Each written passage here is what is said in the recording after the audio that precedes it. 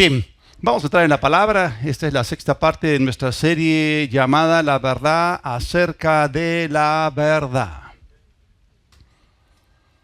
Y miren, cuando nosotros hablamos acerca de algo, acerca de algún tema, concepto, idea, debemos considerar que posee diferentes aspectos que deben ser considerados. Por ejemplo, toda la verdad acerca de algo abarca todos sus aspectos. De igual manera, la verdad acerca de la verdad abarca todos los aspectos de la verdad. ¿Se acuerdan? Emet, principio, medio y fin. La verdad lo abarca todo. Entonces, los aspectos que abarca la verdad son inagotables. La Biblia dice: la suma de tu palabra es verdad. Y la palabra es eterna, es inagotable. Ustedes saben que Dios creó el sistema numérico, ¿no? Entonces, tú puedes empezar a contar desde el 0, 1 y nunca terminar. Pero Dios podría empezar a hablar algo hoy y seguir con una segunda línea o expresión diferente, y al siguiente segundo otra, y así otra, y nunca detenerse. Porque su palabra es eterna, ¿no es así? Bien. Entonces hoy día voy a hablar acerca de un aspecto acerca de la verdad. ¿Qué aspecto? El aspecto de que la verdad nos protege. Así que hoy día voy a hablar acerca del poder protector de la verdad. Cuando alguien te oculta la verdad acerca de algo, eso te pone a ti en una posición de vulnerabilidad. Esa ignorancia te coloca a ti en una posición desfavorable, inconveniente, de desventaja. Y eso en nuestro mundo constituye un serio problema. Como la fe viene por el oír y el oír, vamos a volver a leer lo que Jesús dijo acerca de la verdad en Juan 8, versículos 31 y 32. Por tanto, Jesús decía a los judíos que habían creído en Él: sí, es condicional, si ustedes permanecen en mi palabra, entonces, consecuencia, resultado, serán verdaderamente mis discípulos. ¿Y qué más? Conocerán la verdad y la verdad los hará libres. ¿Cuántos saben que Dios es un Dios de orden? ¿Cuántos saben que Jesús es Dios? Bueno, Jesús estaba hablando aquí en orden. Jesús estaba hablando de modo secuencial y estaba estableciendo el orden en el cual se supone que tú y yo tenemos que avanzar en nuestra vida cristiana. Y aquí también Jesús enumera los elementos que participan. Así que hay 4 cosas que Jesús dijo en Juan 8, versículos 31 y 32. Obviamente, el primer elemento es la fe en Cristo. ¿Se acuerdan lo que leímos? Jesús se dirigió a ¿quiénes? A los judíos que habían creído en Él. Todo empieza allí, con la fe en Cristo. Y sin este elemento no hay movimiento. Sin Cristo no se puede avanzar. Al creer en Cristo nacemos de nuevo y este es el punto de arranque de nuestra vida espiritual. Así que el primer elemento es creer en Jesús, es la fe en Cristo. El segundo elemento es la permanencia en su palabra. Y es aquí donde recién empezamos a crecer espiritualmente, alimentándonos de la palabra de Dios y teniendo nuestra total dependencia en ella. Y luego vamos a ver cuál es el doble resultado de la combinación de ambos dos previos elementos y lo que va a producir en nuestras vidas. Es decir, el tercer elemento es el conocimiento de la verdad y el cuarto, por supuesto, que es la cosa número 4 que se produce es la libertad de la verdad. Entonces nuestras vidas deberían estar alineadas, nuestras vidas deberían desarrollarse dentro de este esquema, dentro de este formato, modelo, plantilla, como quieran llamarlo. ¿Están ahí o no? Bien, a manera de ejemplo, les voy a contar un testimonio personal, ilustrado por supuesto con la palabra de Dios. Así que esta es mi historia personal basada en el orden de eventos descritos aquí por el Señor Jesús. ¿Qué fue lo primero que Jesús mencionó? Fe en Él. Dijo entonces Jesús a los judíos que habían creído en Él: yo creí en Él, lo recibí a Él el 25 de abril del año 1982. En esos días yo me encontraba en el 5º año de mi carrera universitaria.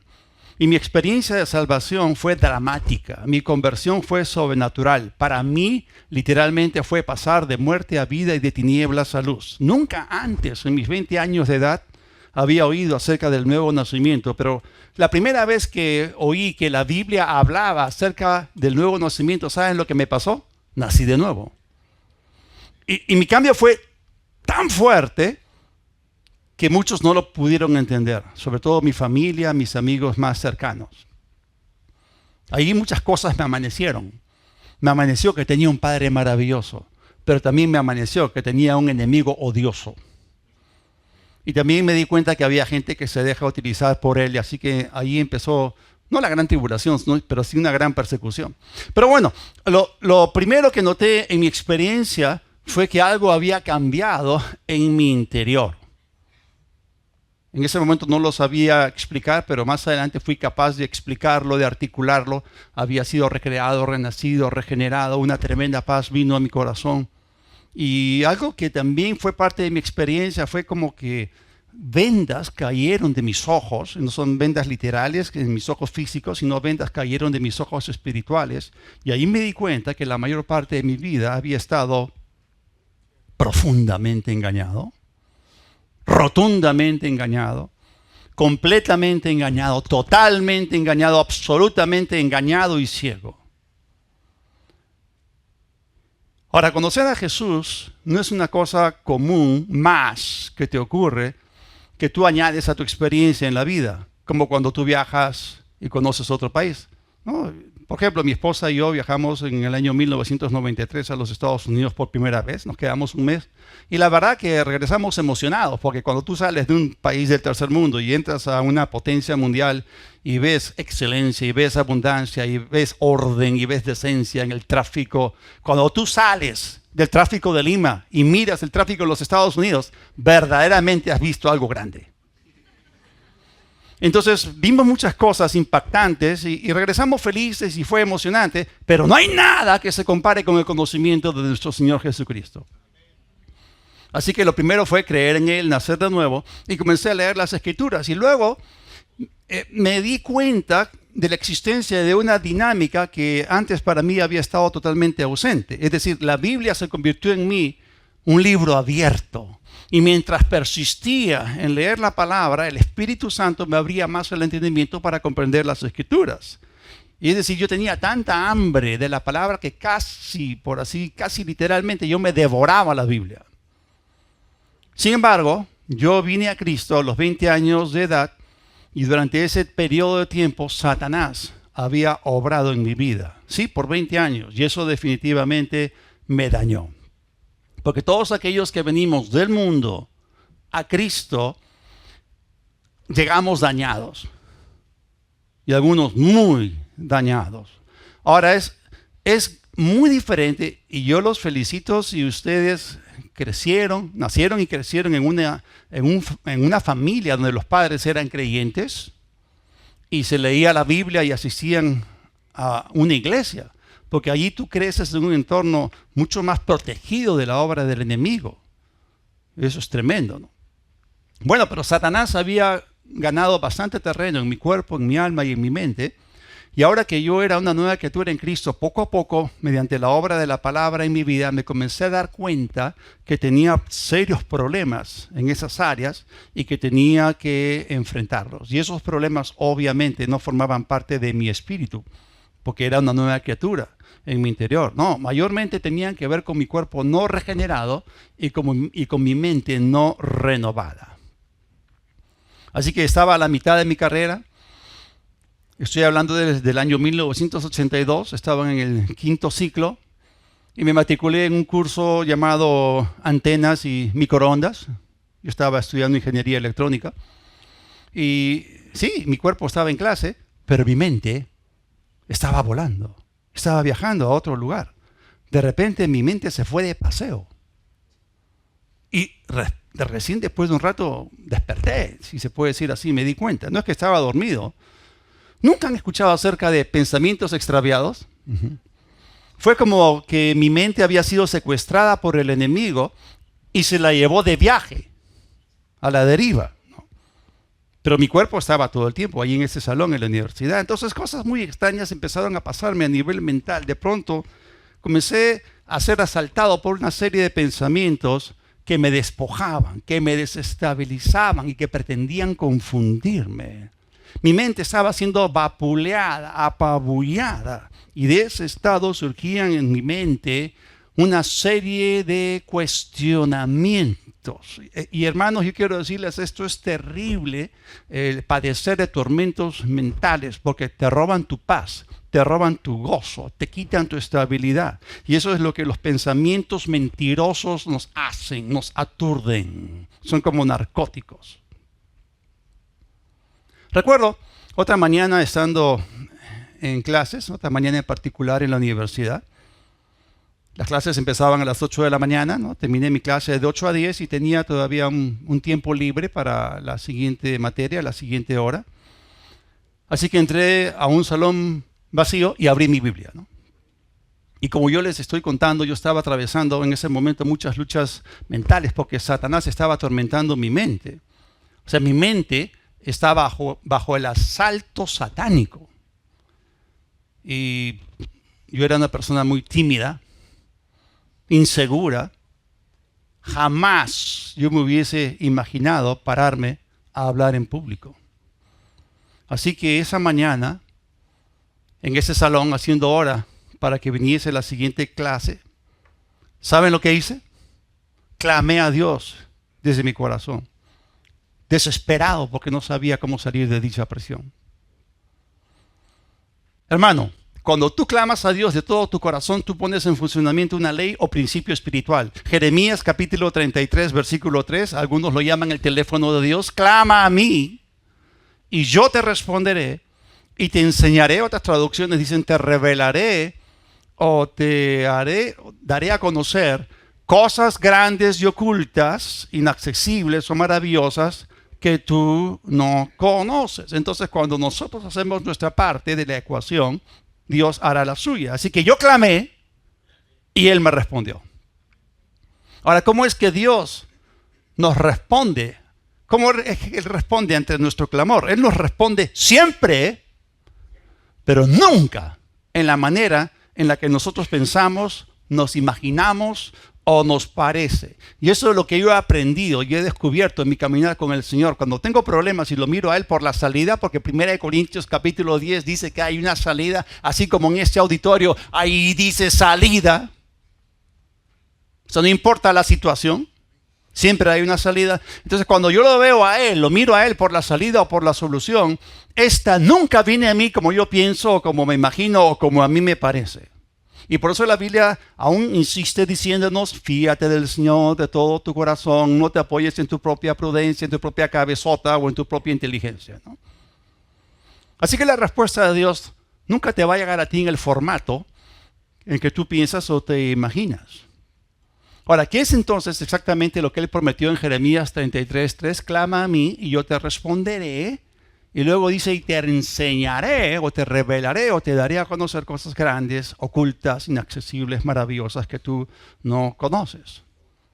Y muchas veces clamamos a Dios en la semana por alguna respuesta, y la respuesta de Dios viene el día domingo a través de la enseñanza del pastor, porque Él dijo, te responderé y te enseñaré.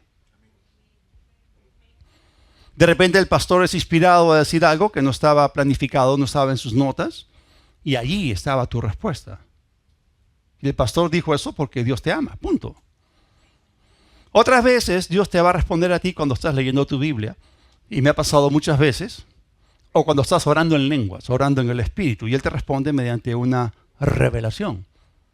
Dice, te responderé y te enseñaré, te responderé y te revelaré. Entonces, la forma en la cual Dios te responde, obviamente, tiene que ser con su palabra. ¿Están ahí o no? Claro, tiene que ser con su palabra. ¿Y qué es lo que su palabra hace? Nos enseña, nos revela, nos da a conocer cosas grandes, ocultas y desconocidas a nosotros. Entonces, cuando clames a Dios, ten la expectativa de recibir una palabra del cielo. Él nos responde mediante su palabra. Esa es la naturaleza de la palabra de Dios. La palabra de Dios es la respuesta, es la solución. Hay una iglesia que se llama Cristo la solución, porque entendieron que Cristo es la palabra y la palabra es la respuesta, es la solución. Entonces, Él nos responde así. Ahora, ¿cómo más es que Él nos responde? Salmo 65:5. Con tremendas cosas nos responderás tú en justicia, oh Dios de nuestra salvación, esperanza de todos los términos de la tierra y de los más remotos confines del mar. Así que no es una respuesta común, promedio. No. La respuesta de Dios es siempre tremenda, mucho más alta que nuestros más altos pensamientos y supera, trasciende, sobrepasa toda expectativa humana. Amén. Muy bien, vamos a volver al salón situado en el tercer piso del pabellón de ingeniería en la Uni, 1982. Después de las 10 de la mañana, entro a ese salón vacío y clamo a Dios. Abro mi Biblia y comienzo a navegar en ella. No, en aquellos días no podíamos navegar en Internet porque no existía. Muchos navegan en Internet, pero su Biblia está apagada. Bueno, entonces comencé a navegar en ella, traducción, comencé a pasar las páginas, a ver si es que algo allí me hablaba. ¿Cuántos han hecho esto alguna vez? Ok. Y porque, por si acaso, no existe la bibliomancia. Ok. ¿Está bien? Ok. Pero mientras pasaba las páginas, y es tremendo como cuando leemos en la Biblia, cuando Dios responde, muchas veces la frase de repente aparece, ¿no? La frase de repente. Han leído en Hechos capítulo 2, de repente, ¿no? Hubo un estruendo en el suelo, un viento recio. O sea, hay varios de repentes en la Escritura. Ahora, lo que yo estaba haciendo no tenía nada que ver con bibliomancia, tenía que ver con lo que Él me dijo, que escudriñe las Escrituras, que permanezca en su palabra. ¿Están ahí o no? Estaba leyendo la Biblia, no había nada más espiritual que podía estar haciendo después de haber clamado a Dios. Entonces de repente me topé con un versículo que nunca antes había leído, pero que súbitamente cobró vida y ¡pah! Saltó de la página delante de mis ojos. ¡Wow! ¿A cuántos de ustedes les ha pasado que la Biblia se vuelve viva, por así decirlo, y salta de la página? Y esa fue una palabra directa para mí, fue un rema, fue una revelación. ¿Y saben ustedes dónde estaba ese texto? ¿No? Estaba situado solamente 3 versículos después de Jeremías 33:3. O sea, eso nos lleva ¿a dónde? A Jeremías 33:6. Y leí esto. Es una promesa de Dios. He aquí que yo les traeré sanidad y medicina y los curaré. Y esta fue la frase que explotó delante de mis ojos. Fue una revelación explosiva. Yo hace años, en el año 2004, estaba buscando una confirmación de parte de Dios. Clamé a Dios porque Él me había estado hablando acerca de cambios en mi vida, en mi ministerio. Y ese domingo fui al servicio. Y el pastor estaba hablando y de repente soltó un versículo. Y ese versículo para mí fue una explosión tipo bomba atómica en mi espíritu. Suficiente. Dios me ha hablado, ha confirmado lo que me ha dicho. Bueno, en este caso, explotó delante de mis ojos. La frase fue: les revelaré abundancia de paz y de verdad. Estamos hablando acerca de la verdad. Y ese versículo, aunque se encuentra dentro del contexto de la relación de Dios, la restauración de Dios con Israel y la ciudad de Jerusalén, el Espíritu Santo lo utilizó para hablarme a mí estando en esa situación desesperada. Mi vida necesitaba ser restaurada. Una cosa es ser salvado en tu espíritu, pero otra cosa es el trato que tú necesitas en tu alma, en tu mente. Tu mente necesita ser salva, necesita ser renovada, prosperada. Entonces esta frase que saltó delante de mis ojos, les revelaré abundancia de paz y de verdad, fue la respuesta sobrenatural que Dios me dio y trajo a mí. El hecho de recibir ya esa respuesta me dio una gran esperanza y una gran expectativa.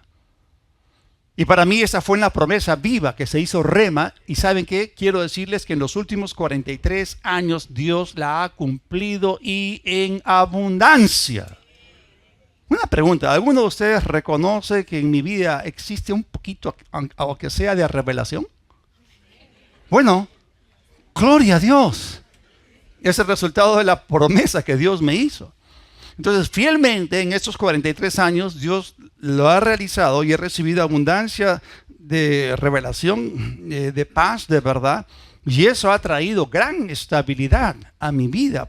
Él siempre cumple sus promesas. Así que detrás de todo esto hay un principio involucrado. ¿Cuál es? La permanencia en su palabra, lo que estábamos leyendo en Juan 8, nos asegura la revelación de su verdad libertadora.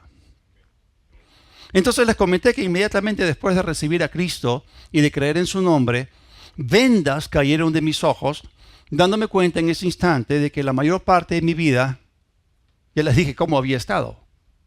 Profundamente engañado, rotundamente engañado, completamente engañado, totalmente engañado, absolutamente engañado. Porque ese fue el resultado de la obra de Satanás por 20 años en mi vida. El padre de mentira había obrado en mi vida por 20 años. Pero después de que nací de nuevo, entré en el proceso en el cual Dios me comenzó a revelar esa abundancia de paz y de verdad, y comencé a experimentar de manera gradual lo que Jesús dijo en Juan 8:36. Así que si el Hijo los hace libres o los libertare, serán verdaderamente libres. ¿No? ¿Se acuerdan cómo estaba yo?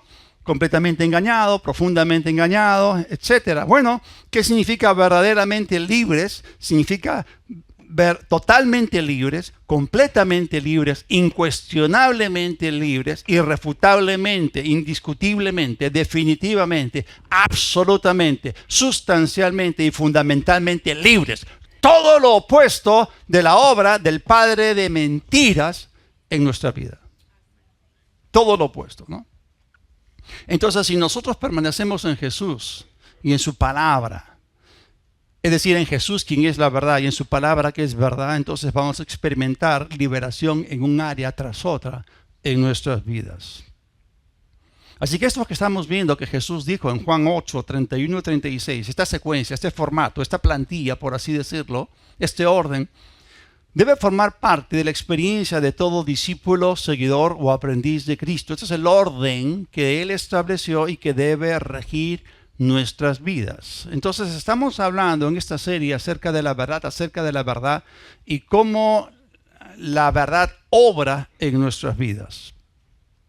Así que a partir de ese momento histórico en ese salón de la universidad, Dios empezó a suministrarme la revelación que yo necesitaba para ser libre en esas áreas. Y no solamente fue una simple revelación de un poquito de paz y un poquito de verdad. No, fue una abundancia abrumadora, demoledora de paz y de verdad. Fue tremendo. Ahora, ¿qué pasó? ¿Se acuerdan que les dije que yo tenía un montón de luchas mentales y cuestionamientos? Todos esos cuestionamientos comenzaron a caer, desaparecieron, no venían de Dios, porque la palabra de Dios produjo en mí libertad mental. Las cadenas del poder de las tinieblas sobre mi mente fueron rotas y yo fui hecho libre para controlar mi vida pensante. En otras palabras, ahora tengo una mente libre y bajo control. Entonces, la revelación de la verdad produce en nosotros fuertes convicciones. Así que dichas convicciones se levantaron muy por encima de esos cuestionamientos. Toda la inseguridad se disipó. Porque la verdad siempre nos provee a nosotros una megadosis de estabilidad y de seguridad. Dios es un Dios de orden y su palabra revierte todo desorden emocional y mental. Ahora, anteriormente yo les mencioné que en el capítulo 6 del libro de Efesios, allí se nos llama a vestirnos de toda la armadura de Dios para que podamos pelear la buena batalla de la fe. Y yo verdaderamente me encontraba en medio de una batalla. Pero estaba en desventaja porque tenía falta de conocimiento de la verdad. Pero cuando la revelación viene, descubrimos la verdad, conocemos la verdad plenamente y eso nos fortalece tremendamente. Así que vamos a Efesios capítulo 6, versículos del 10 al 14.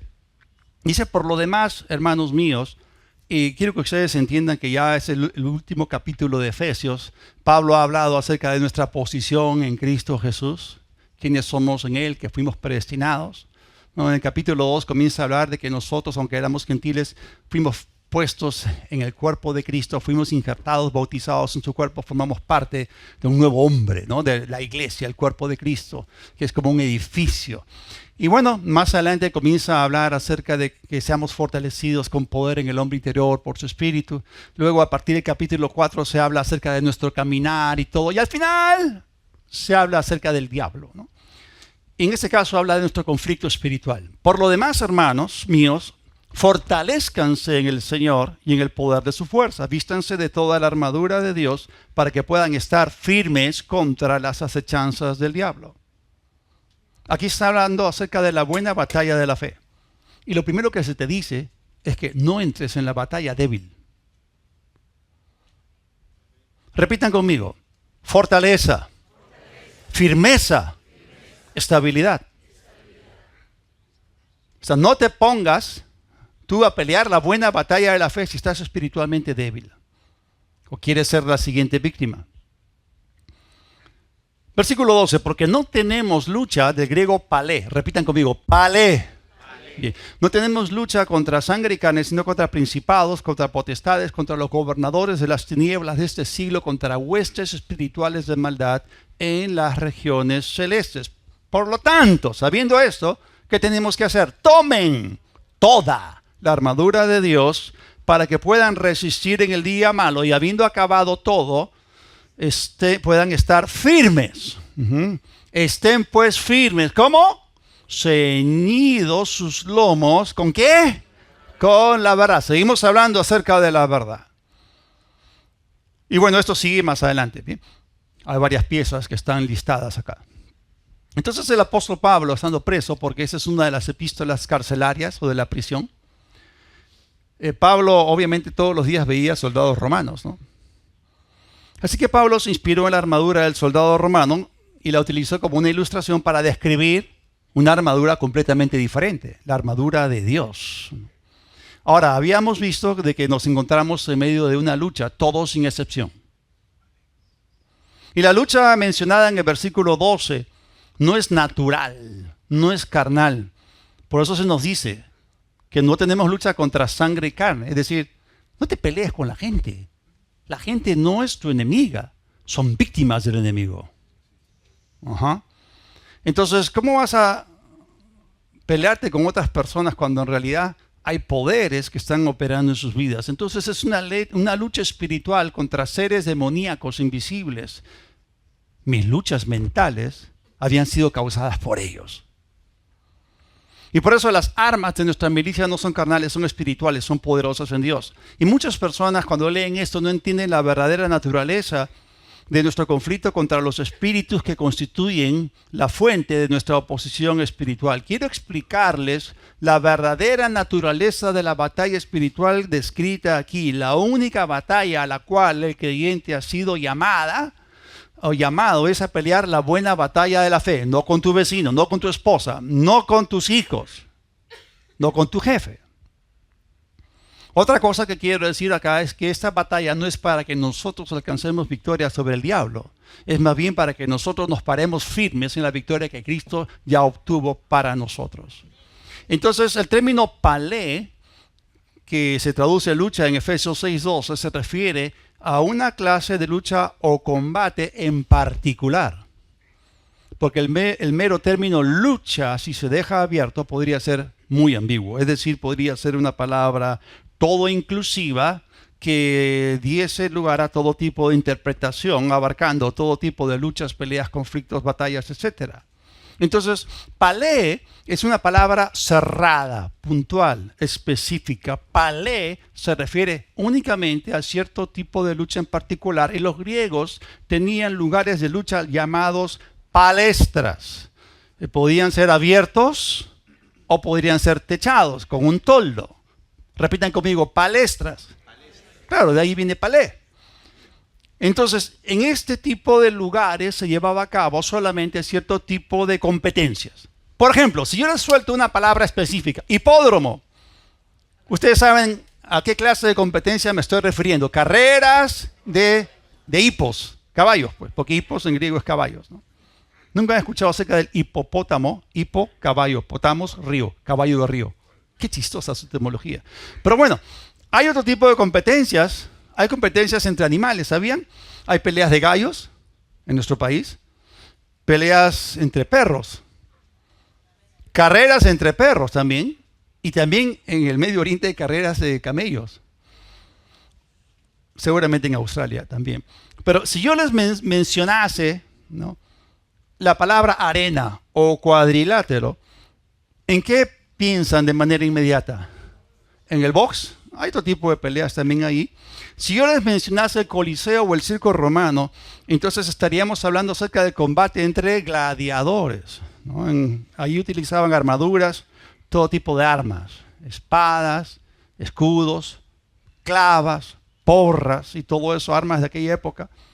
Y si yo les mencionase también eso, también podríamos hablar acerca de combate con fieras, ¿no? Porque les soltaban leones y les soltaban tigres. Sin embargo, cuando mencionamos la palabra palestra, la clase de lucha allí era específica, se trataba de la lucha denominada por el término palé. ¿Qué significa palé? El término griego palé, traducido lucha, implica tambalearse, vacilar, oscilar, desestabilizar. Entonces, palé era una clase de lucha semejante a los actuales luchadores de sumo. Esos gordotes, para no decir gorditos, que usan un pañal y que comen mucho aló, mucho arroz, ¿no? Esos combatientes no utilizan guantes de box, ni espadas, ni armaduras, ni escudos, ni cascos, yelmos, chalecos antibalas, ni porras, ni clavas, nada de eso. O sea, Palé describe la lucha entre dos hombres que tratan de desestabilizar al oponente. Tratan a través de una serie de maniobras, giros, llaves, sin ser judo, de hacer tambalear al otro de modo de sacarlo de su firme posición y tirarlo al suelo. Entonces, esa es la clase de lucha que tú y yo tenemos contra Satanás. La clase de lucha palé que tenemos contra el enemigo no es inicialmente una clase de lucha ofensiva en la cual nosotros salimos a cazar demonios. Eso no es bíblico. Vamos a ir de cacería de demonios. Olvídalo, tu enfoque nunca son los demonios. Son lo último en tu lista de atención. Así es. Todo lo contrario, esta batalla es totalmente defensiva. Así que es dentro de este contexto de Efesios capítulo 6 que Pablo menciona el día malo. El día malo es cuando el diablo viene contra ti con pruebas, tribulaciones y tentaciones y te ataca mediante la duda, mediante la incredulidad, mediante cuestionamientos para sacarte de tu posición firme en la palabra de Dios, para sacarte de tu posición en el pacto, para que tú no experimentes ni disfrutes lo que Cristo compró para ti. Entonces, cuando leemos en este contexto de Efesios capítulo 6 y vemos cómo Pablo aconseja al creyente, él no le dice, o sea, cuando lo está hablando de que se vista de toda la armadura de Dios, no le dice, ataca, ataca, contraataca. No, más bien le dice 3 veces, estén firmes, estén firmes, estén firmes. Es decir, él dice que utilicemos la armadura de Dios para que estemos firmes en el día malo, en el día que Satanás viene contra ti, utilizando toda su artillería de trucos, artificios, artimañas, maquinaciones y tentaciones. Entonces el día malo es el día que te llueven las mentiras y acusaciones del enemigo. Y es allí donde de repente aparecen en tu cabecita una serie de cuestionamientos y argumentos que tratan de sacarte de la palabra o de tu firme posición en Cristo Jesús.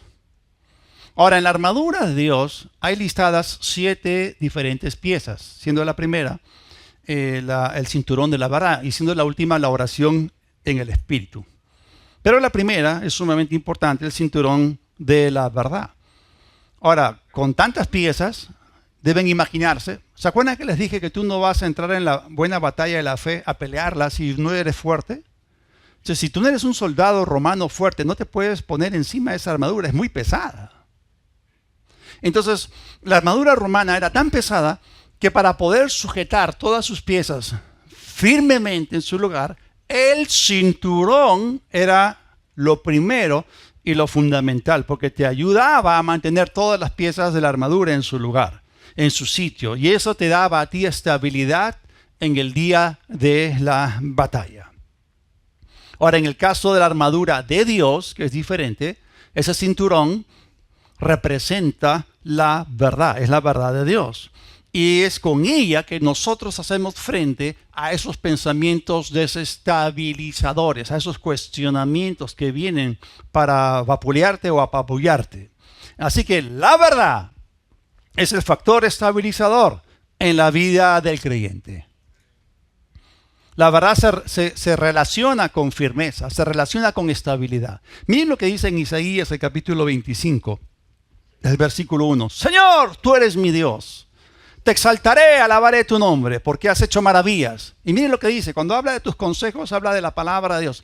Tus consejos antiguos son verdad y firmeza. Repitan conmigo, verdad y firmeza. Gloria a Dios. Entonces, cuando Pablo dice que ciñamos los lomos de nuestro entendimiento con la verdad, se está refiriendo a nuestras mentes, porque son los lomos de nuestro entendimiento. Y el diablo, que es el padre de mentira, quiere utilizar sus pensamientos mentirosos como narcóticos para nublar nuestro intelecto y sacarnos de la palabra de Dios, para oscurecer nuestra perspectiva.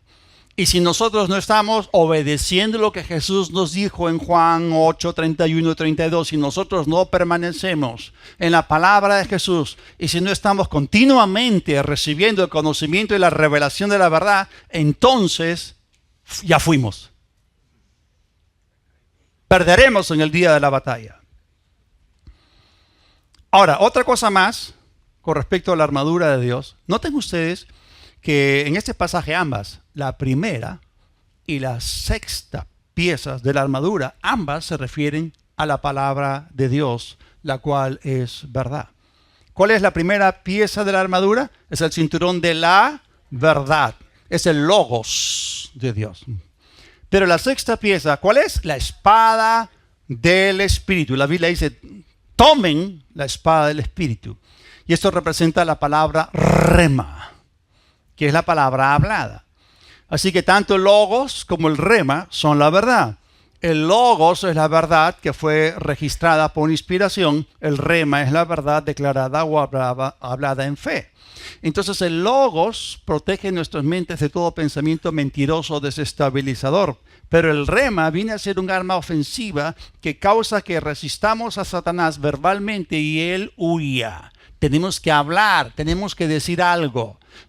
Cuando David se enfrentó al gigante Goliat, le lanzó la palabra en la cara, palabras en línea con el pacto. Nunca pelees en contra de tu enemigo, nunca te enfrentes en contra del enemigo con la boca cerrada, porque no eres tú en contra del enemigo, es lánzale la palabra al diablo en la cara. Porque es la palabra lo que constituye nuestra victoria.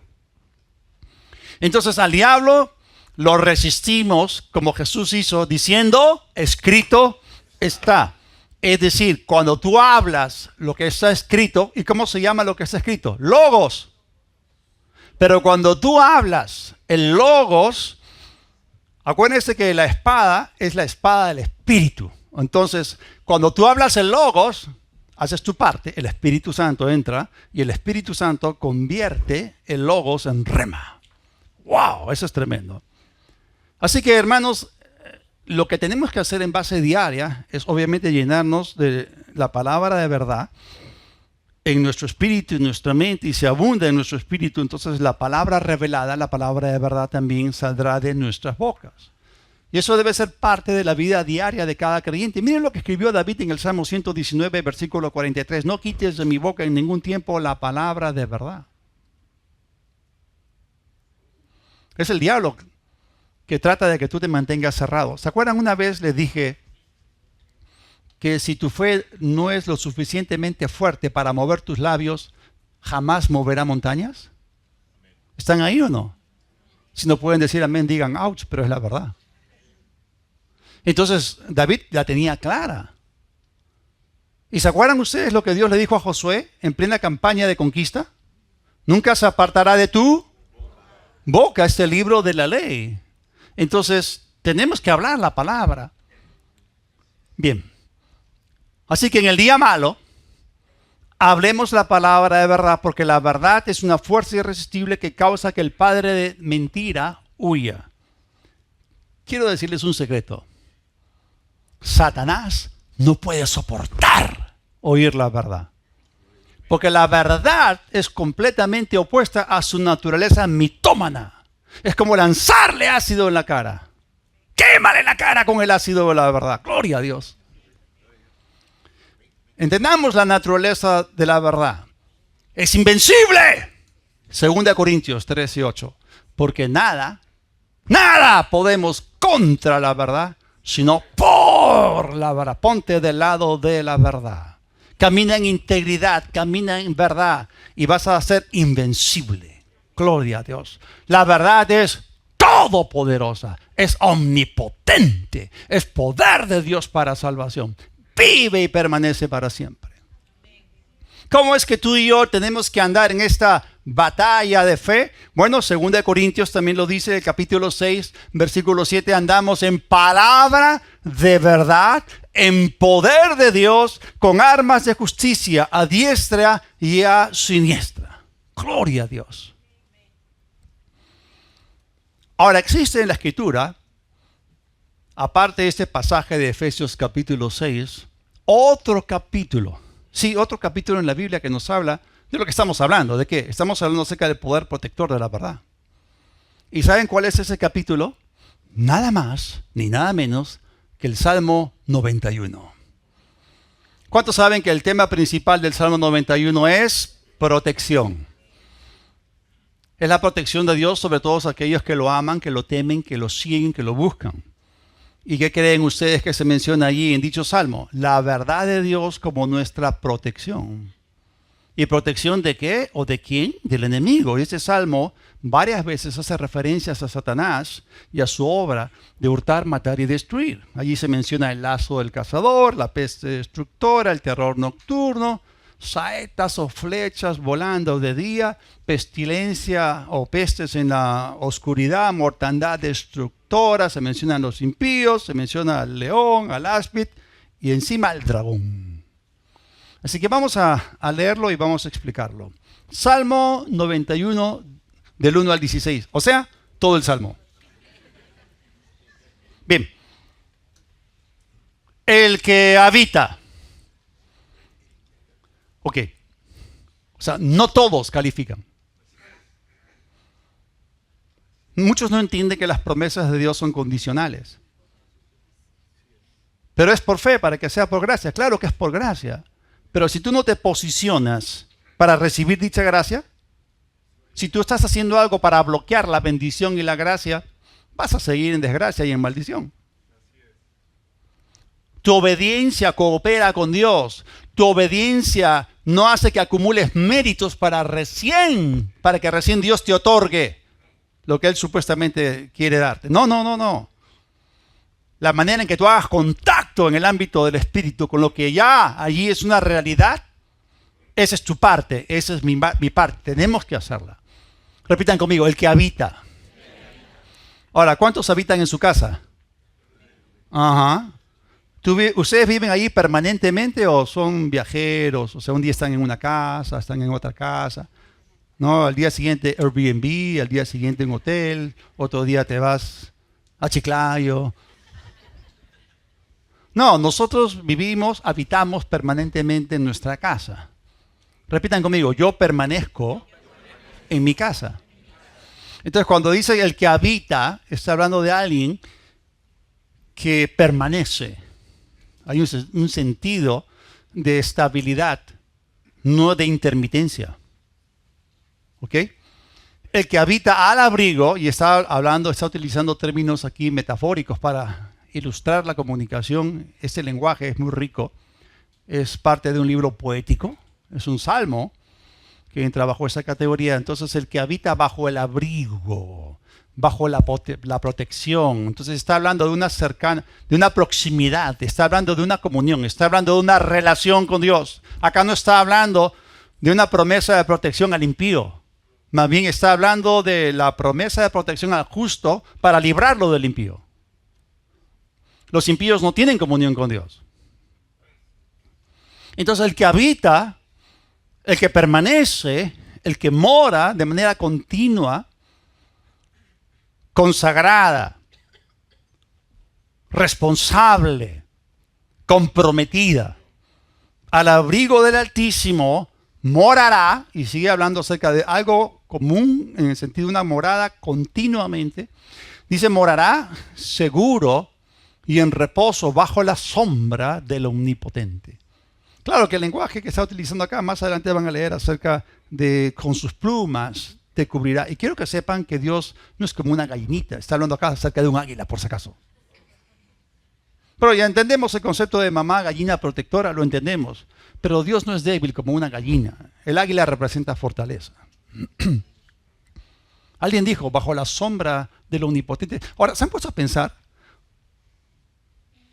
Dios es luz. 1 Juan 1:5. No hay ninguna tiniebla en él. Nada en el cielo proyecta sombra. Dios no tiene sombra. Dios no tiene sombra. La luz no tiene sombra. Los objetos puede que proyecten sombras, pero Dios no tiene sombra. Ahora, ¿cómo es esto? ¿Cómo estar bajo? Está hablando de términos metafóricos. Está hablando acerca. Ya alguien dijo, ¿no? Alguien dijo que bajo la sombra del Omnipotente, ¿saben lo que hay? Hay ángeles, ángeles protectores. Interesante. Pero bueno, está hablando acerca de eso. Entonces está hablando de alguien que mora en su palabra, que tiene comunión con su palabra, porque nos relacionamos con Dios por medio de su palabra. Si tú quieres establecer o desarrollar tu relación con Dios, la única forma es a través de la palabra, y obviamente orando también.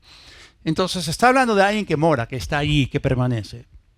Y una vez que hay cosas que se van desarrollando en su interior por causa de dicha relación y dicha permanencia, entonces esta persona tiene las cosas claras. ¿Se acuerdan lo que decía David? No quites de mi boca nunca la palabra de verdad.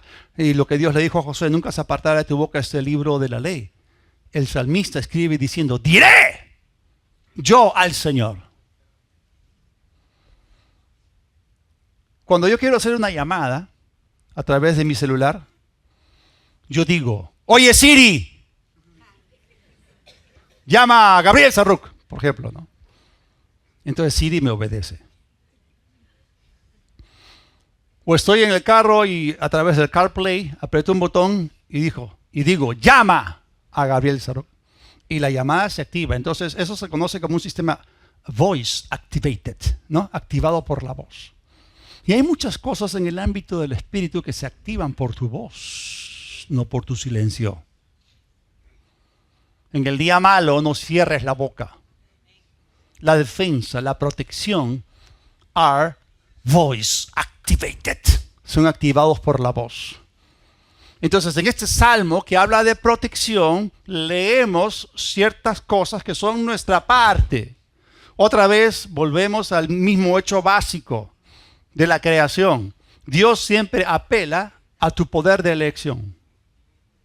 Siempre esto aterriza ahí. ¿Se acuerdan Jesús en que se encontró con un hombre paralítico? ¿Quieres ser sano? Con un par de ciegos, ¿qué quieren que les haga? ¿Quieres ser sano? O sea, Dios apela a tu poder de elección. Y en ese caso vemos que hay cosas que nos tocan a nosotros. Diré yo al Señor. Entonces tu confesión es muy importante porque eso actúa en el ámbito del espíritu. Tu confesión activa realidades en el ámbito del espíritu.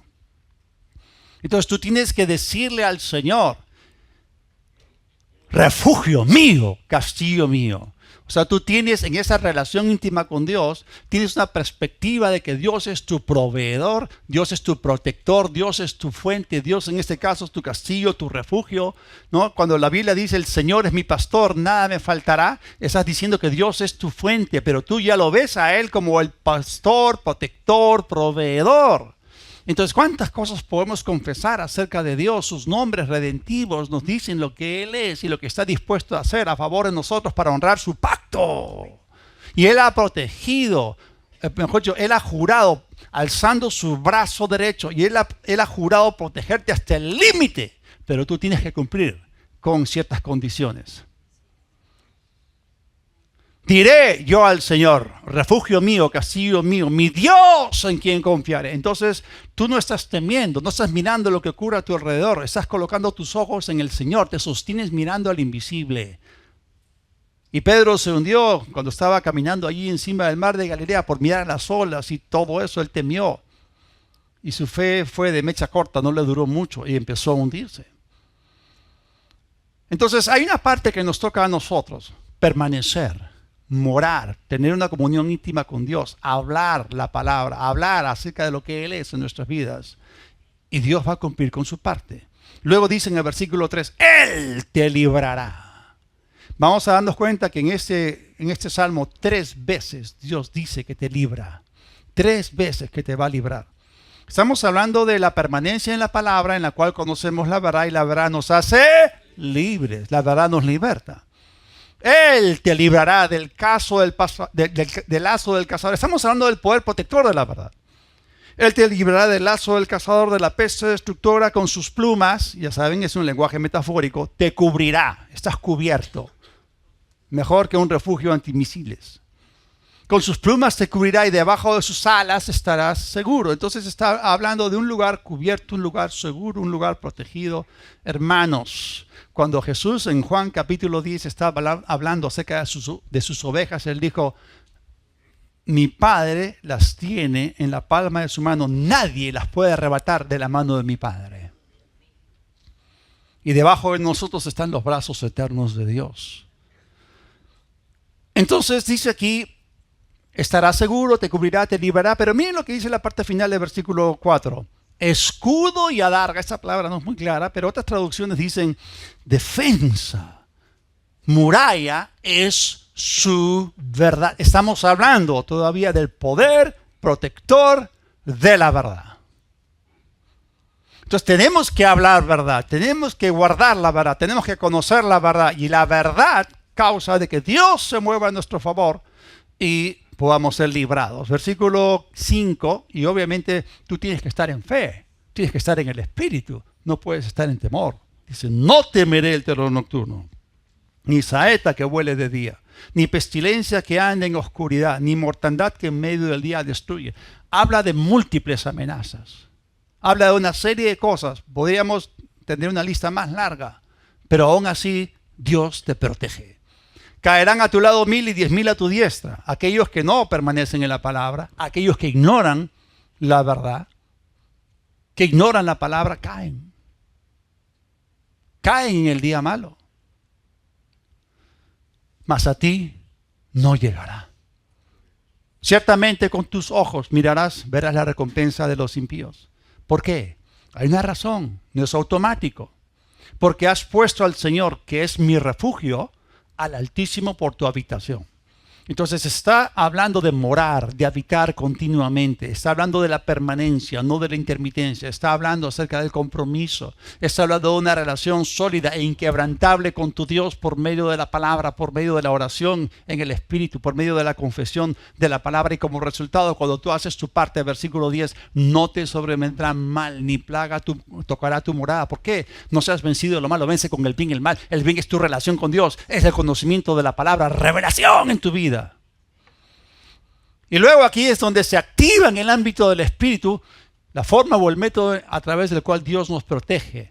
Cuando nosotros hablamos la palabra, activamos el maravilloso ministerio angelical. Hay ángeles, hay diferentes ángeles. Hay ángeles mensajeros, hay ángeles protectores, hay ángeles guerreros. Y hay ángeles que nos ministran, ¿no? A Jesús lo ministraron, ¿no? Te confortan y una serie de cosas, pero acá está hablando acerca de ángeles protectores. ¿Cuántos de ustedes saben que tienen su ángel de la guardia? No, nunca hagas oraciones a tu ángel, por favor. Ok, cita la palabra y activa su ministerio. Entonces la protección de Dios es voice activated, se activa por la voz, y cuando confesamos la palabra, entonces los ángeles se ponen a obrar. A sus ángeles mandará acerca de ti que te guarden en todos tus caminos.